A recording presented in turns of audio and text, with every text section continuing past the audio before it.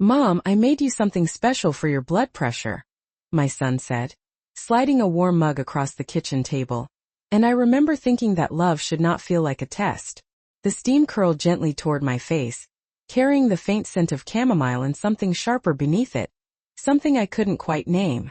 Daniel stood across from me with that careful smile he had learned in boardrooms, the one that never quite reached his eyes, and behind him Olivia leaned against the counter, arms folded loosely, watching me the way people watch a thermometer rise. I wrapped both hands around the mug, feeling the heat seep into my palms, and told myself not to be dramatic. I am 72 years old.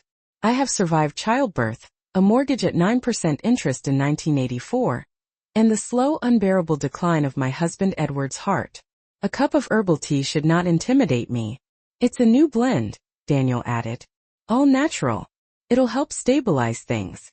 He had started using phrases like that ever since Olivia began reading health blogs and forwarding him articles about inflammation and longevity. I nodded and lifted the mug to my lips, but before I drank, I noticed something small. Olivia straightened. Just slightly. The way a person does when waiting for an outcome. I took a careful sip. The taste was bitter under the floral notes, metallic almost, and it lingered longer than it should have. "Well?" Daniel asked. I smiled the way mothers do when they want their sons to feel successful. "It's strong," I said. My heart did not race. I did not choke. Nothing dramatic happened. And yet something inside me shifted, quiet and precise, like a lock turning.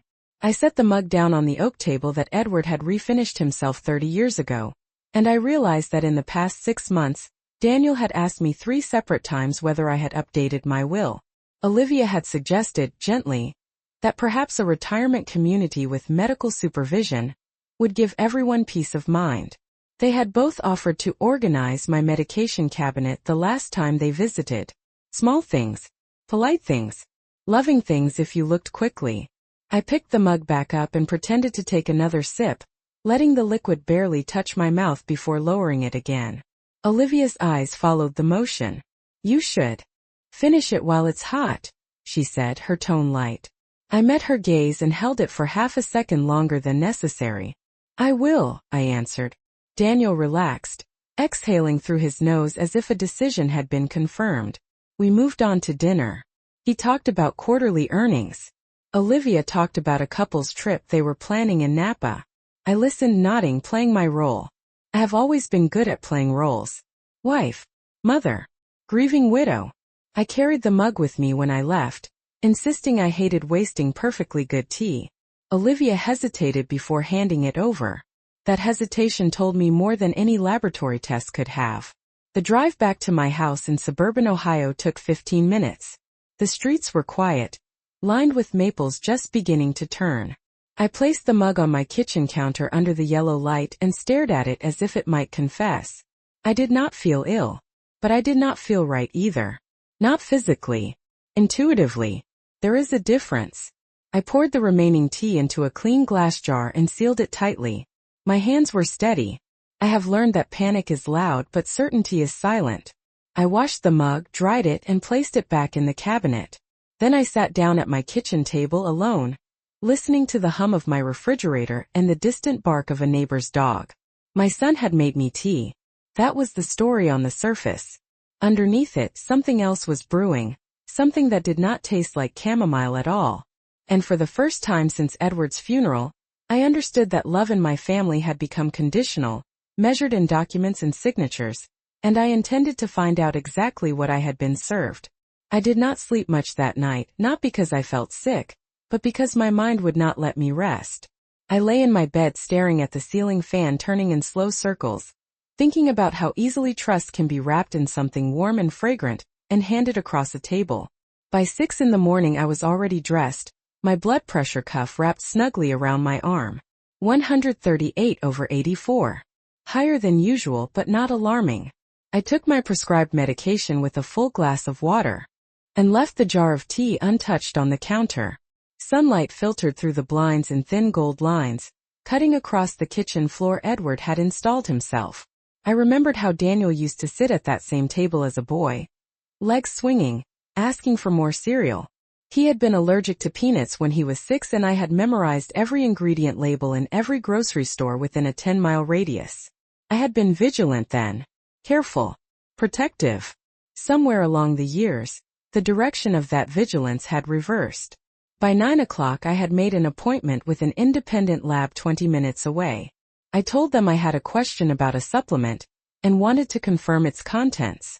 The receptionist did not ask for details. In America, people bring stranger things into laboratories every day.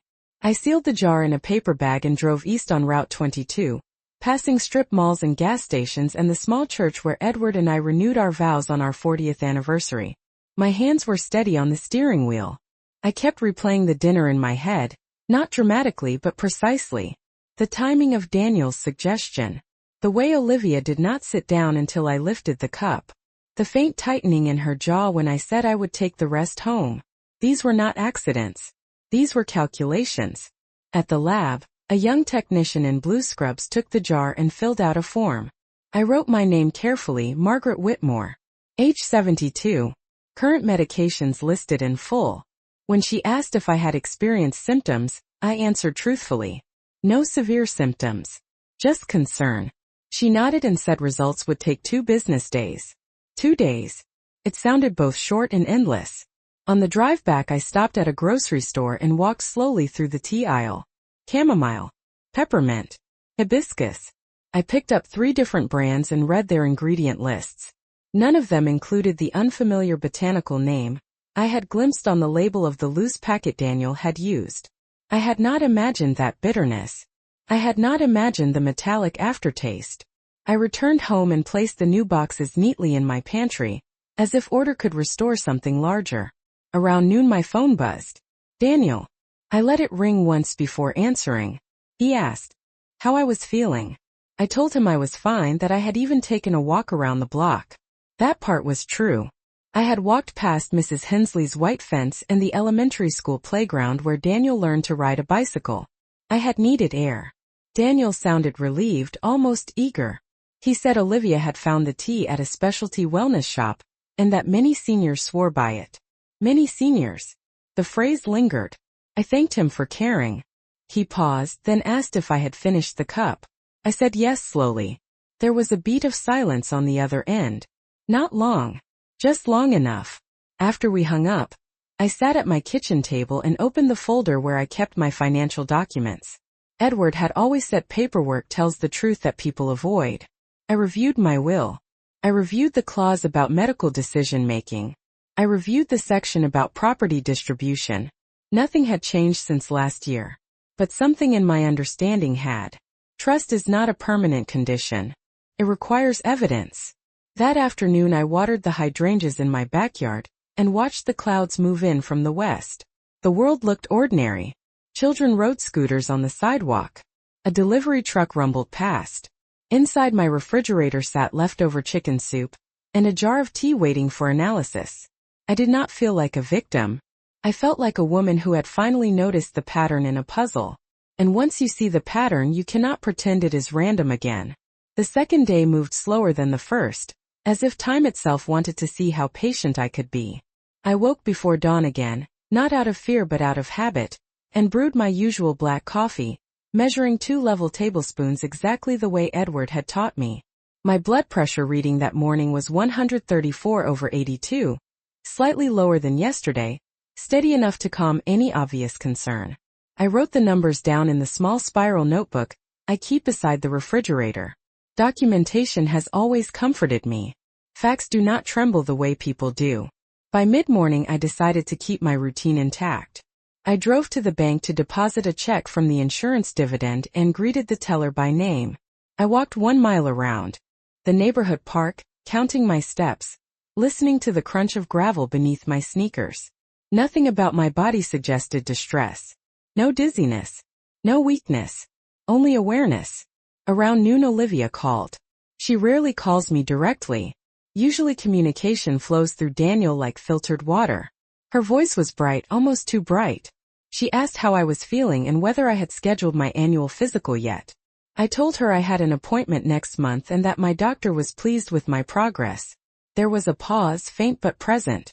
Then she mentioned that the tea had powerful cleansing properties, and that sometimes the body reacts before it adjusts. I thanked her for the information and said I appreciated her concern. I did not accuse. I did not question. Silence can be more revealing than interrogation. After we ended the call, I sat at the kitchen table and replayed her phrasing. Cleansing properties. Reacts before it adjusts.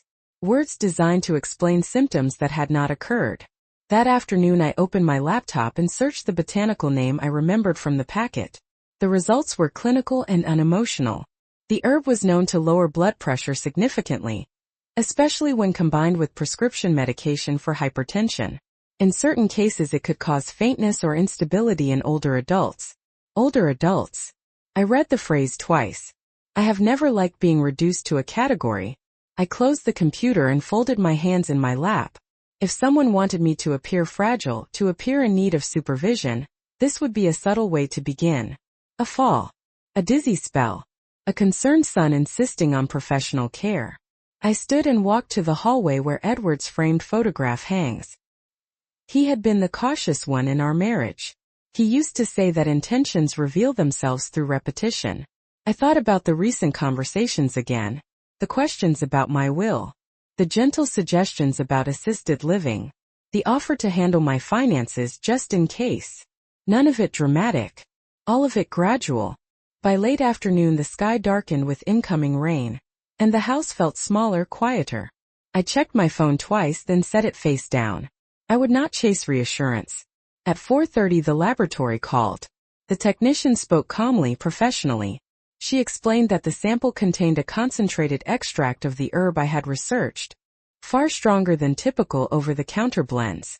She emphasized that while it was marketed as natural, it should not be combined with certain medications, including mine.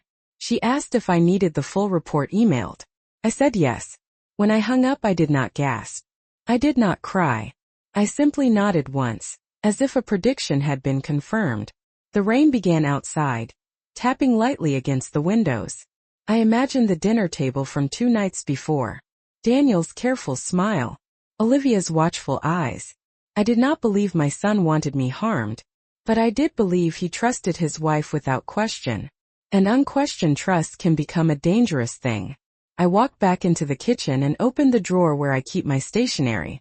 I removed a blank card and wrote 3 words in neat, steady handwriting. Thank you, Olivia. I placed the card inside an envelope but did not seal it yet. Plans like tea require proper timing. And I was no longer the woman who drinks without tasting first. The rain continued into the evening, steady and patient, as if the sky understood the value of quiet persistence.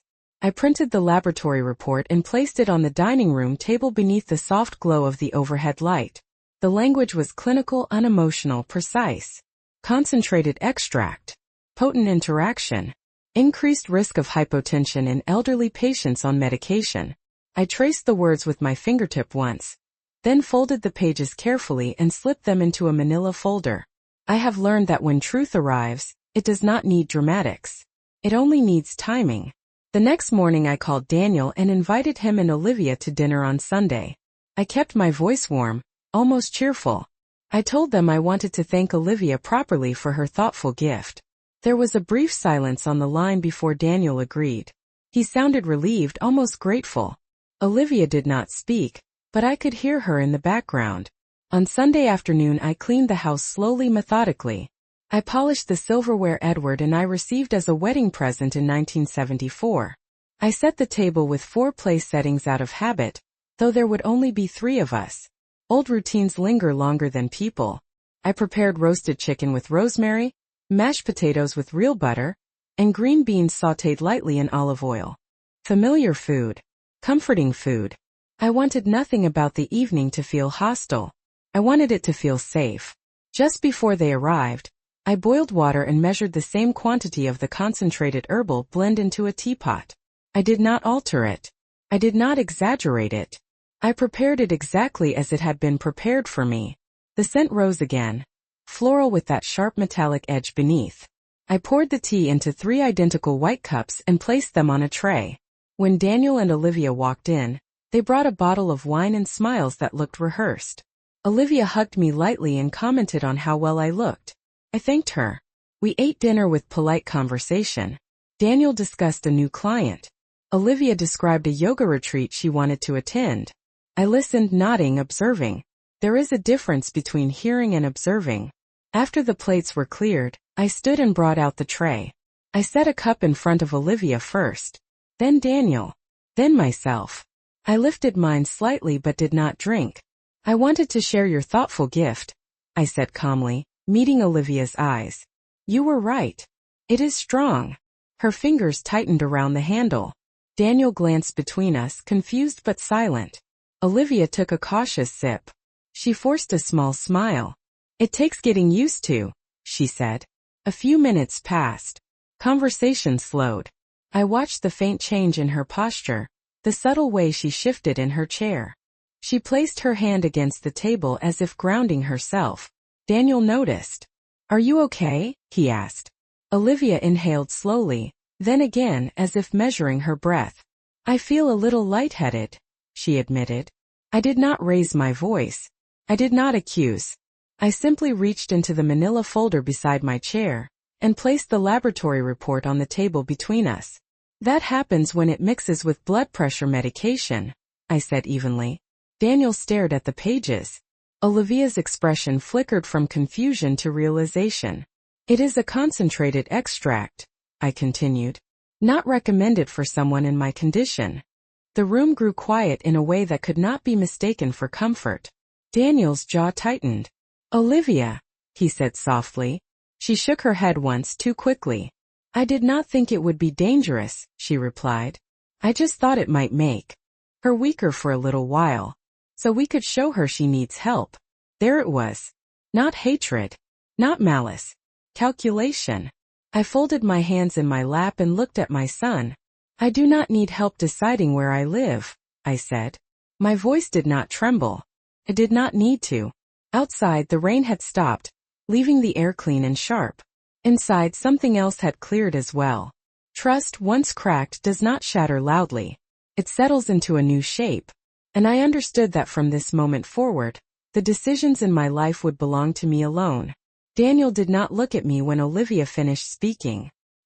He looked at the table, at the thin white cup still half full in front of her, as if the porcelain itself might offer a simpler explanation. The air in the room felt different now, not hostile, not explosive, just exposed. I stood slowly and walked to the kitchen sink, pouring the remaining tea down the drain without haste. The sound of liquid against metal was soft, almost ordinary. When I returned to the table, I remained standing. You thought making me appear unstable would help your argument, I said calmly, directing the words toward both of them. Olivia pressed her lips together. We were worried, she insisted. You live alone. You forget things sometimes. I met her gaze evenly. I forget where I place my reading glasses, I replied. I do not forget who owns my home. Daniel finally looked up. His eyes were not angry. They were unsettled. Mom, we just want you safe, he said. The word safe has been used throughout history to justify many things. I walked to the hallway and returned with the folder containing my financial documents. I placed it beside the laboratory report. Safety does not require manipulation, I said. It requires honesty. Daniel flipped through the pages without fully reading them. He was buying time, searching for footing. I could see the boy he once was, the child who waited for my approval after school performances, now trapped between loyalty and realization. Olivia shifted in her chair again, her earlier lightheadedness fading as the weight of consequence settled in. We thought if you had a small episode, she began carefully, we could show the doctor that you might need supervision. The sentence trailed off, unfinished but complete. In meaning. I nodded once. An episode, I repeated quietly. That is a gentle word for engineering doubt. No one raised their voice. No one needed to. The truth had already done the work. I moved to the head of the table and sat down. Last week, I continued, I met with my attorney. Daniel's eyes widened slightly. You what? I folded my hands on the tablecloth. Edward and I bought on a road trip to Vermont 20 years ago. I updated my will. I assigned medical decision authority to a neutral party. And I placed my property into a trust that requires independent evaluation before any relocation decisions are made. The words were not emotional.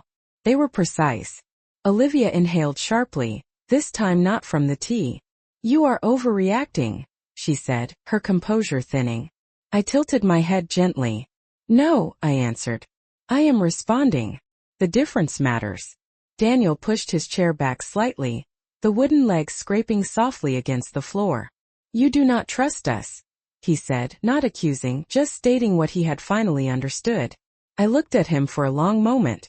"Trust is built on transparency," I replied. "Not strategy." Outside, the clouds had parted completely.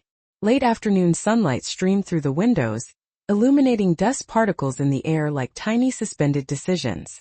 Olivia stood first. "We were trying to help," she insisted one final time, but her voice lacked conviction now.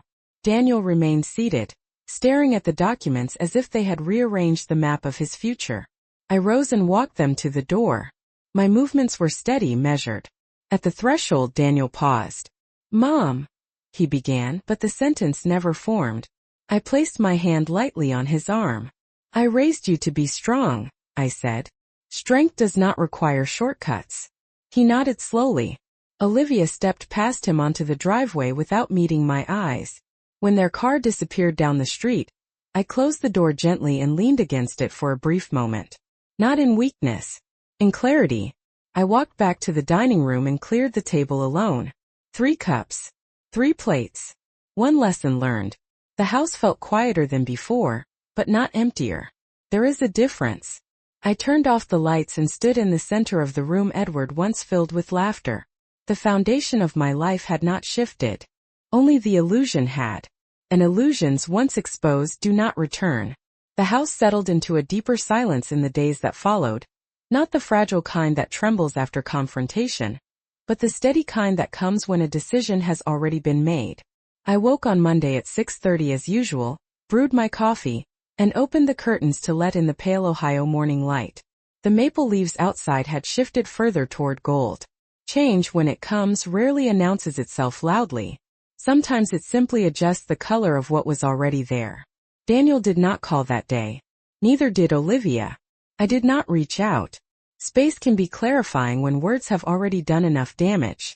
I drove to my attorney's office that afternoon, a small brick building 10 miles away, and reviewed the documents once more. I confirmed the trust arrangement. I added a clause requiring a certified geriatric evaluation by an independent physician before any future claim of incapacity could influence my residence or finances. I appointed a professional fiduciary recommended by the firm. Not family. Not emotion. Structure. My attorney asked gently whether there had been an incident. I answered that there had been a misunderstanding about health concerns. He nodded without pressing further. Experience teaches some people when not to ask. When I returned home, I sorted through old photo albums stored in the hallway closet. I had not looked at them in months. Daniel as a toddler in a red sweater. Daniel at 16 holding a driver's license with pride. Daniel at his wedding, standing beside Olivia beneath a white arch decorated with roses. I studied their faces carefully. Olivia had looked radiant that day, confident, certain of her place. I had welcomed her with open arms. I had believed that love expands when shared. I still believe that. But I also believe that character reveals itself in pressure, not in celebration. On Wednesday evening, Daniel finally called. His voice sounded tired, not defensive, not angry, just uncertain. He said they had spoken at length after leaving my house. He admitted he had not researched the tea himself. He admitted he trusted Olivia's judgment without verifying it. I listened without interruption. When he finished, I said only this. Verification is not disrespect. It is responsibility. He was quiet for a long moment. Then he asked whether we could start over.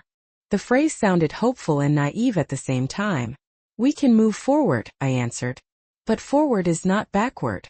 There was another silence. He understood. That night I walked through each room of my house slowly, touching the back of chairs, the edge of countertops, the banister Edward had polished so many times. This house is not only wood and brick. It is memory. It is labor. It is choice. No one will reposition me within it without my consent. On Thursday I met my primary care physician for a routine follow-up and informed him about the herbal extract. He adjusted my medication file and thanked me for being cautious. He did not dramatize it either. He treated it as data. That is all it was now. Data. Evidence. Not betrayal, not villainy, but a calculated misjudgment. On Friday afternoon Olivia sent a message asking if she could stop by alone. I agreed. She arrived without makeup, without her usual composure, and stood in my living room looking smaller than I had ever seen her. She apologized, not eloquently, not perfectly, but sincerely enough to acknowledge error. She said fear had driven her. Fear that I might decline suddenly. Fear that she and Daniel would be unprepared. I listened. Fear can motivate care. Can also justify control. Next time, I told her calmly, we speak directly. We do not experiment. She nodded. We did not hug. We did not reconcile dramatically. We simply established a boundary.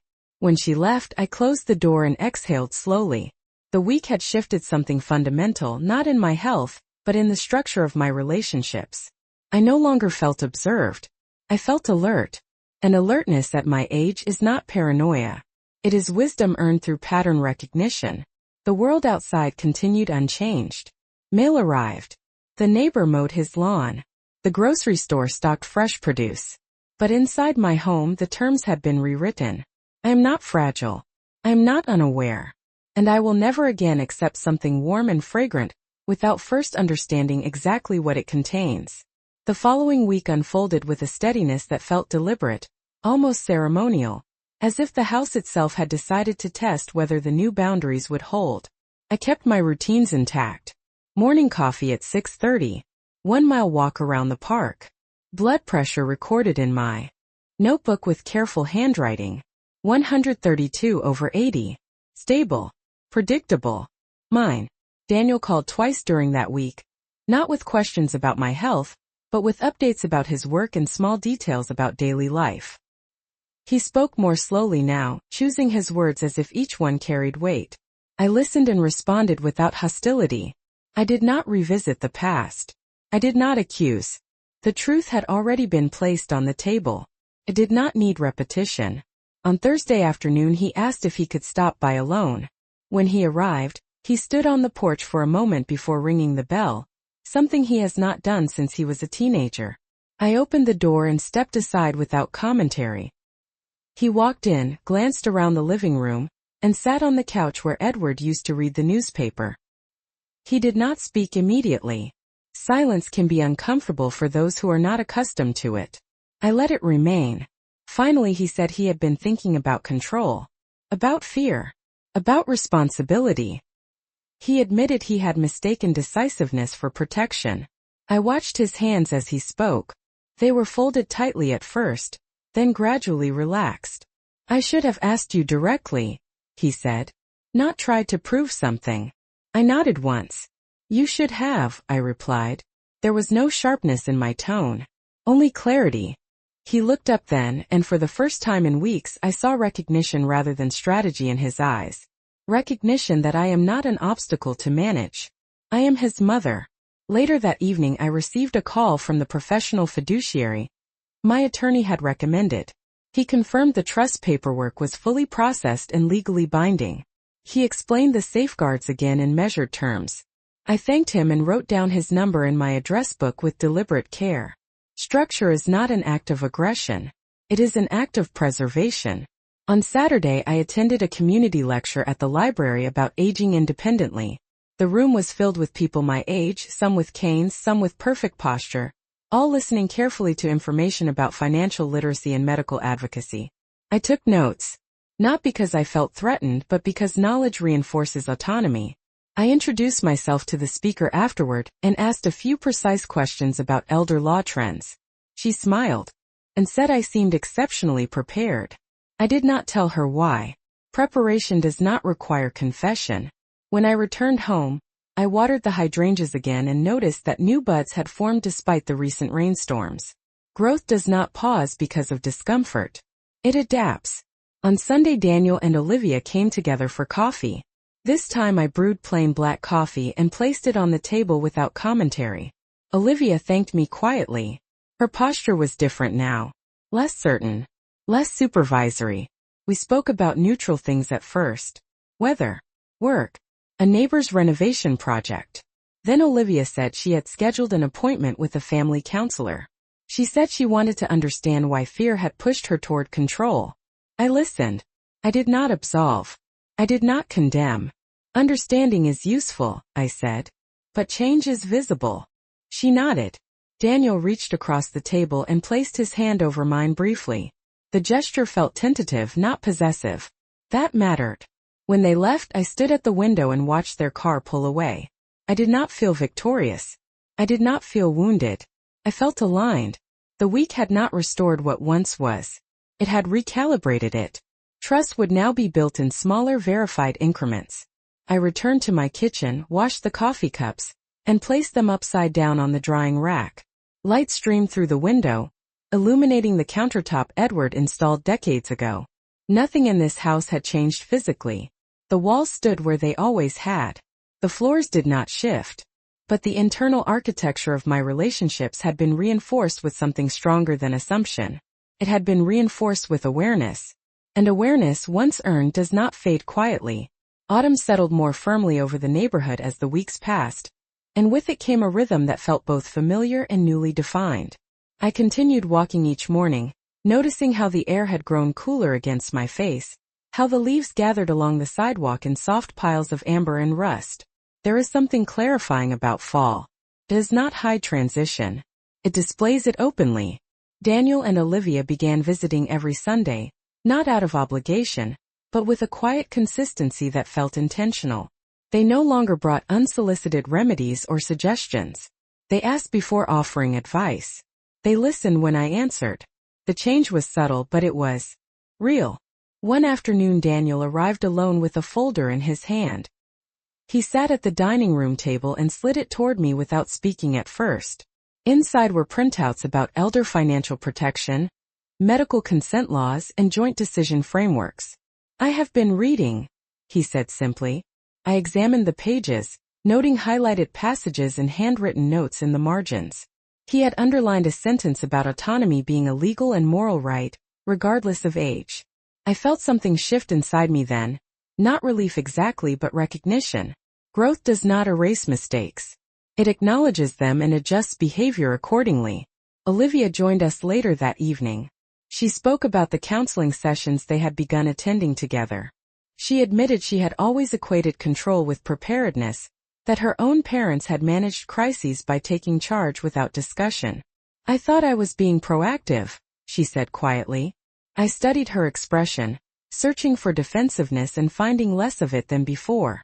Proactive does not mean presumptive, I replied. She nodded. There was no argument. The conversation did not feel like a courtroom. It felt like reconstruction. Over the next month, small patterns reinforced the shift. Daniel asked for my input before making changes to any shared plans. Olivia invited me to join her at a community health seminar rather than suggesting it as a necessity. I attended by choice, not persuasion. We sat side by side in folding chairs under fluorescent lights, listening to a speaker discuss nutrition and aging. At one point Olivia leaned toward me and whispered, "What do you think?" The question was simple, but the difference was profound. She was no longer presenting solutions. She was requesting perspective. At home, I continued managing my finances independently. I met quarterly with the fiduciary and received transparent reports. I informed Daniel of updates not because I needed approval, but because transparency builds steadier bridges than secrecy. One evening, as we stood in my backyard watching the sky turn lavender at sunset, Daniel said, "I underestimated you." He did not say it with shame. He said it with acceptance. I considered the words carefully. "You underestimated experience," I answered. "And experience does not expire." He smiled faintly. The statement did not wound him. It grounded him. Olivia joined us, wrapping her cardigan tighter against the chill. She apologized once more, not dramatically but sincerely. I did not respond with a speech. I simply said, "We learn." Because that is what this has been. Not a battle. Not a triumph. A recalibration. The trust between us now rests on verification and dialogue rather than assumption. The house remains mine. The decisions remain mine. But the atmosphere has shifted from quiet strategy to cautious respect. I still record my blood pressure each morning. I still keep documents organized in labeled folders. Vigilance is not suspicion. It is stewardship. As the first frost touched the edges of the lawn in late October, I stood at my kitchen window and reflected on how easily warmth can mask intention, and how easily awareness can restore balance. I am not fragile. I am not naive. I am a woman who listened to her instincts and chose evidence over comfort. And in doing so, I did not lose my family. I redefined the terms under which we remain one. Winter arrived quietly, without ceremony, settling over the neighborhood in a thin layer of frost that shimmered under the early morning light. I stood at my kitchen window one December morning, mug of plain black coffee warming my hands, and watched as Daniel's car pulled into the driveway for our usual Sunday visit. The engine shut off, and for a moment he remained inside, gathering himself, the way people do when they understand the weight of entering someone else's space. That small pause told me more than words ever could. He no longer walked into my home as a quiet overseer. He entered as a guest. Olivia stepped out beside him, carrying a pie wrapped carefully in foil. When they came through the door, the air carried the faint scent of cinnamon and cold wind. I noticed how they waited for me to lead, how they glanced around the room as if reintroducing themselves to a place they had once viewed differently. We sat at the dining room table that has witnessed decades of birthdays, arguments, reconciliations, and ordinary Tuesdays. I poured coffee for all of us and placed the sugar bowl within reach. No special blends. No enhancements. Just coffee. Conversation flowed more naturally now. Daniel spoke about a project at work and asked for my perspective on a decision involving long-term planning. He did not frame it as casual curiosity. He genuinely wanted to know what I thought. I listened carefully before responding, outlining the advantages and risks the way Edward and I used to discuss investments. Olivia shared that she had started volunteering at a community wellness center, helping organize educational workshops for older adults about medication safety and informed consent. She did not mention it for praise. She mentioned it because it mattered. I watched her hands as she spoke. They no longer fidgeted. They rested calmly on the table. Trust had not returned in a single sweeping gesture. It had been rebuilt through consistent, observable change. After dessert, Daniel remained seated while Olivia cleared the plates.